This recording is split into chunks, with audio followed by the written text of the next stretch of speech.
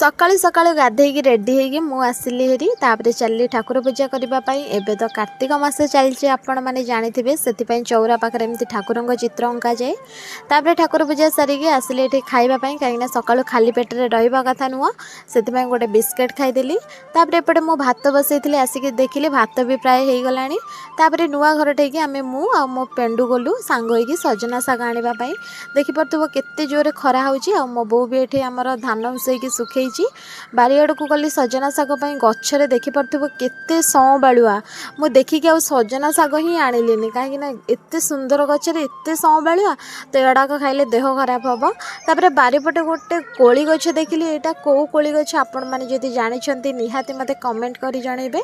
आउ ये लंका गुड़ाक भी मु बारी तोली। तापर आज मंगलवार जेहेतु सबकिछि सादा चकटा चकटी खाइबा।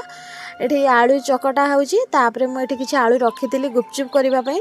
ये देखी पार्थ्व गुपचुप गुड़ाक मु न छाणिकी ये बाली रे भाजुची, आ बहुत सुंदर भाव भी फुलुची। आपण मैंने केबे ट्राए करछन्ती? जदि भी न करछन्ती एमती ट्राए करंतु, बहुत टेस्ट लागिवो।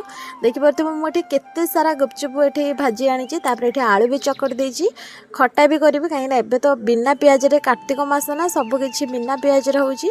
तो एठी देखो मु गुपचुप रेडी कर देली। आ आपण मानको मो वीडियो भल लागिले